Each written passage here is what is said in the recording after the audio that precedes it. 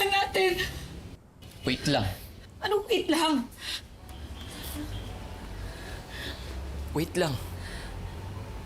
Yan ang madalas mong sabihin sa akin kaysa sa mahal kita. Pag gusto kong magplano tayo, anong sagot mo? Wait lang. Pag gusto kong umusad yung buhay natin, ang sagot mo sa akin, wait lang. Ang hirap namang umasa sa wait lang. Melody. So sinasabi mo, nakasalanan ko pa ngayon kung bakit mo nabuntis yung kapatid ko? Kahit na ako yung girlfriend mo!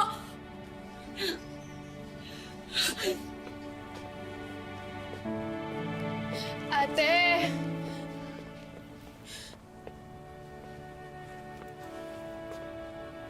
Ate, hindi namin sinasadya. Hindi nyo sinasadya na magka-baby kayo? Na mabuntis ka? Ganon, ha? Ano yung biglaan na lang? Bakit, ate? Hindi mo ba matanggap na magkakagusto sa akin si Jasper?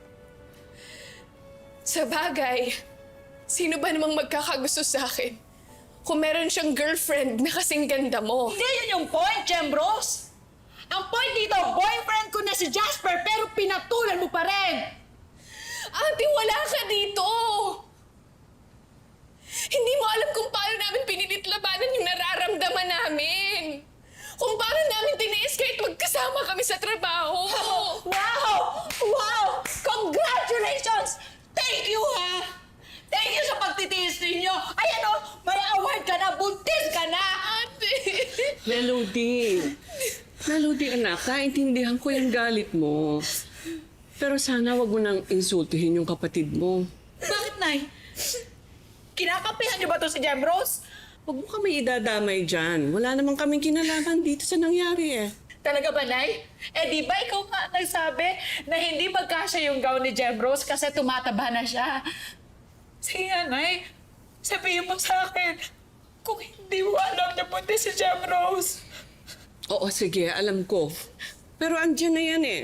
Nangyari na. Ang sa akin lang, sana wag na kayong magkasakitan pang magkapatid. Sinakripisyo ko naman lahat, ha. Kabataan ko. Pag-aaral ko. Kabuhayan ko, pati pangarap ko. Ano pa bang kulang, Nay? Ate, minahal mo ba talaga si Jasper? Di ba hinayaan mo lang siya mabulok dito sa Pilipinas? Wala ako dito sa Pilipinas dahil nagtatrabaho ko para sa inyo! Tama na! Edna, pumagitna ka naman. Sino siyang agrabyado? Lalong kinakawawa mo pa eh. Ikaw, Jemrose. Alam mo naman ikaw ang nagkamali. Kaya wala kang karapatan manumbat. Melody, anak, salamat sa pagpahiram mo ng pera sa operasyon ni Jemrose, ha? Alam mo, niligtas mo buhay niya, sadyang hindi malakas ang kapit ng bata. Wala po yan, Nay. Oh, ikaw, Lloyd, ha? Naku, yung pag-aaral mo, talaga mag-focus ka. Gusto pa natin matuloy yung pagiging architect mo. Oo naman ate, kayang-kaya ko yun. Basta ate ha, yung sapatos ko, size 11 na ako. Oy, Hindi pa nga nakakaalis, pasalubong na kaagad. Ano ba naman? Ay, hayaan nyo na. Basta pinapangako ko sa inyo na ipapagamot natin yung tuhod ninyo. Yan nyo lang po ako ng konting panahon para makapag-ipon-ipon. Anak, hindi na kailangan yun. Kaya ko naman to eh. Mag-ipon ka na lang para sa sarili mo. Ha? Sa buti pa. Ingat ka lang. Tay. Melody. Maraming salamat Pasensya na rin kung nagamit namin yung perang ipon mo.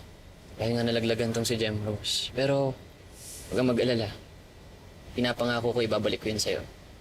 Hindi na kailangan. Basta ingatan mo yung kapatid ko.